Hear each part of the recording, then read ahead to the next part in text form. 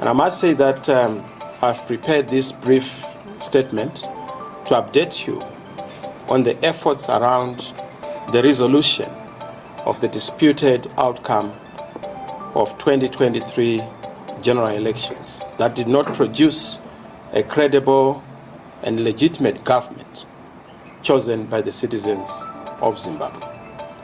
As you are aware, following the shambolic and disputed illegal August 2023 elections, we held nationwide consultations with you, the citizens, and all of you, including other relevant stakeholders, were consulted on the ways and means to resolve the electoral fraud and the disputed election. You, the citizens of Zimbabwe, were very clear and very firm on the position that the elections were improperly conducted, indeterminate, and produced a distorted and manipulated outcome. This position is and was supported by SADC, the African Union, the European Union, the Commonwealth, Chamisa, the Carter Center, and all other intergovernmental organizations which displayed a clear derision out of the way and manner in which the elections were conducted. All those who deployed their election observer missions to Zimbabwe had a common view. And what is clear is that there is no election in history, particularly in this country, that has invited resounding and universal condemnation as we have seen during the August 2023 elections. This matter must be resolved.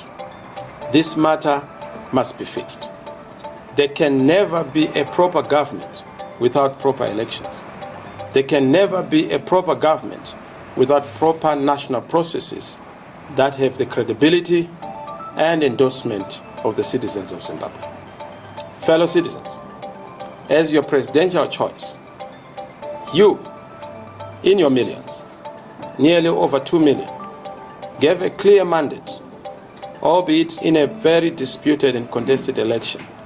And that mandate cannot be repudiated, abdicated, abandoned, or squandered.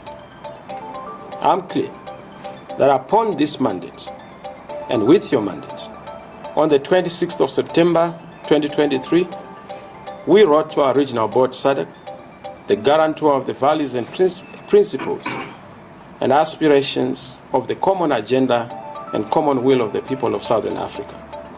On the 23rd of October 2023, SADC responded to our request and advised that they will give the matter due consideration through the relevant organs.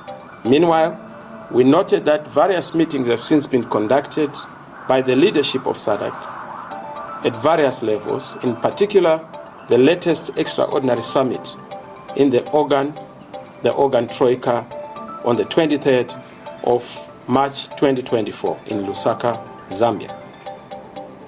It is because of this that we have been waiting advisedly, patiently on our request. On the 29th of April this year, 2024, because considerable time had elapsed, I wrote again to SADC on this matter, delivered a follow-up letter to SADC. We await that response to determine a clear path forward to resolve the governance crisis and the leadership dispute that is in the country. What is clear is that the request to SADC is not a measure in desperation, but is and remains very simple. That as a regional body, which Zimbabwe signed up to in terms of membership and some vested authority as a supranational organization, we require their facilitation to resolve the issues around irregular and disputed elections. The problem of manipulated elections have produced far many problems, particularly a government that is without a mandate and a government that has since culminated into high levels of intolerance, violations, repression, illegal recalls of citizen representatives, even representatives in a disputed election. In itself, an unprecedented move and an encyclopedic infraction of democratic tenets. You have seen unlawful arrests, persecution of citizens upon all kinds of archaic, intimidatory, and suppressive manifestation, in themselves a clear indication of the lack of mandate. It is common knowledge that our country is facing a plethora of challenges and problems. Most of them are basic and symptomatic of bad governance, broken politics, and a disputed leadership. We are suffering from a tanking economy, systematic corruption, population living in extreme poverty, almost 49% of the population, man being looted, almost 1.8 billion in terms of the latest statistics being looted annually, 100 million worth of gold being smuggled monthly, galloping hyperinflation, half of the population being food insecure, and over 3 million Zimbabweans being forced to migrate, with almost over 89% facing unemployment. And this is all because of disputed national processes and national elections. Only legitimate government chosen by the people of Zimbabwe and the citizens of Zimbabwe has the mandate and confidence to deliver on the necessities and demands of the nation and the public. You voted for a government of your choice that would deliver healthcare, energy, water, jobs, stable currency, quality education, and other basic services. You know why you voted for change. The current challenges that we are facing are failing to resolve the huge national debts, high inflation, currency distortions, drought, starvation, poverty, poor income, a hostile political environment, and of course an air of sadness and brain drain that are all symptoms of a government without a proper mandate. Zimbabwe's challenges are a direct result of the lack of legitimacy and mandate to govern. A truly elected citizen government is the solution to our governance deficits and the desire and necessity of service delivery in our country. We reiterate, as I do, that this point has been made to SADC, the AU, and indeed the international community, that it is untied and untenable to sanitize and fertilize theft of elections and electoral malpractices by turning a deaf ear and casting a blind eye to matters of gigantic electoral fraud, such as we have seen, in itself an affront to the Africa we want. As you are aware, elections are the highest level through which the mandate is attained and ascertained as a contract between the governing and the governed. No government can justly claim authority to govern unless it is based on the will and consent of the citizens and the people. On that score, none must be allowed to come through to office through the back door, through the window, or coercive means or command antics and tactics, as we have seen in Zimbabwe.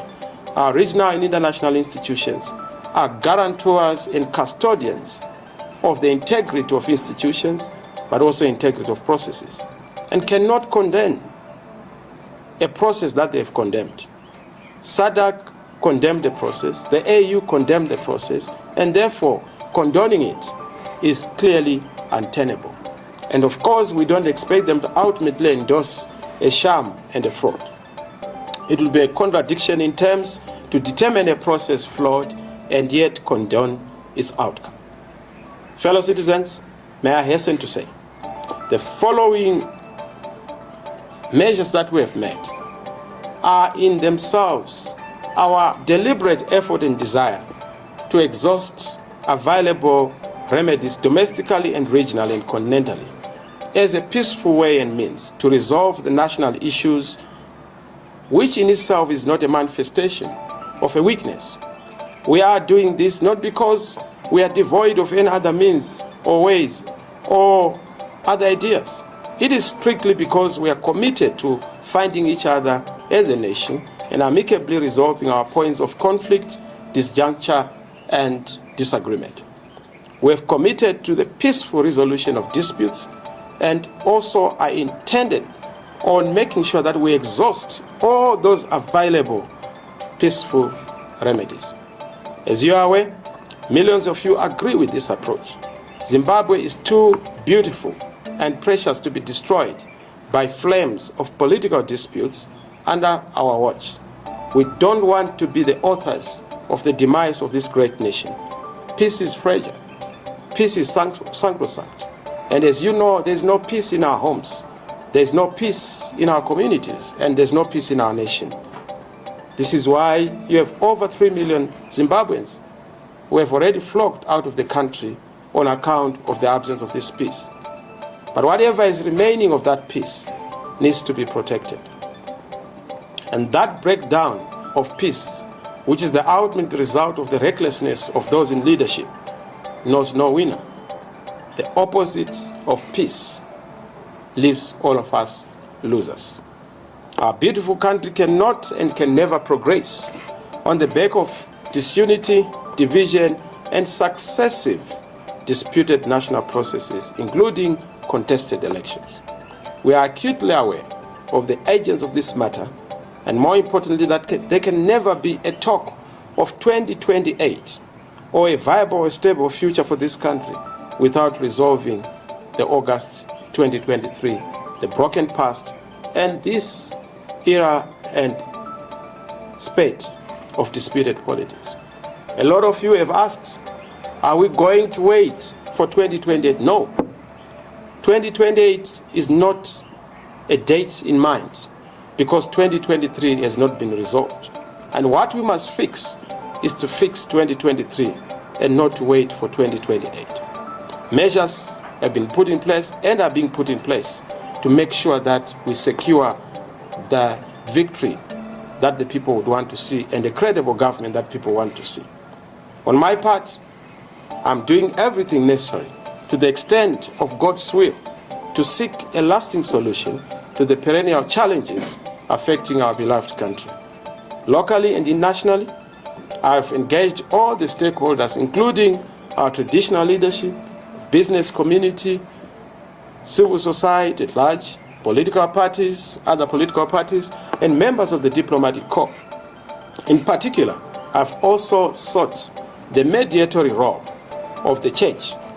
I've tried to engage the church leadership in their various representative organizations to try and help us resolve disputed elections and contested national processes, albeit with handicapped progress. I've even numerously efforted to engage with other parties, in particular with the presidential contender, the leader of ZANU-PF. He's aware of our point of dispute. I've raised this with him. I've even gone further to give a proposed way forward to resolve the issues that are affecting our country. I can tell you that our point of dispute is clear. It is a disputed election, and that is the center and the basis, the foundation of all our problems. And we've proposed a clear way forward. And we have also developed and shared that roadmap with all other key stakeholders, which paper we are ready to share and make public in due course. It's a very clear and practical way of resolving our challenges, because what this nation needs is leadership. And what this nation has had are party leaders and not national leaders. We need national leaders. And that's why my focus has not been parties, but the nation. I'm available as a national leader, but I'm not available for partisan politics. We have engaged different stakeholders within SADC as a region, particularly the trade unions within SADC, the civil society, but more importantly at heads of state level, I've engaged leaders, various heads of state, through delegations I've dispatched into the various capitals of our region and the continent to brief the esteemed excellencies about the dispute in the country, election dispute, the political stalemate, and our proposed way forward. And I must reiterate that the point I made to them is that we acknowledge that there is a de facto government, but the de facto government is not a legitimate government. It is a caretaker government. There is a de facto parliament, and the de facto parliament is not the de jure parliament, but a caretaker parliament. So is the local authorities. So whatever we have are placeholders, but we need a proper mandate from the citizens of Zimbabwe to have a proper government, a position that they've understood and appreciated. I therefore urge you, fellow citizens, having said what I've said, as a brief and update, to take an active role in the peaceful determination of the destiny of our country. I exhort you and encourage you, fellow citizens, the intercessors who have been praying for this great nation, the church, to continue to pray for that smooth and peaceful transition in the country. And it is inevitable. It is nigh. Stay course, stay the course, hold the fort, hold fast. Stand involved and stand ready. Change is upon us. God bless you, Zimbabwe. God bless you, fellow citizens. I thank you. Thank you.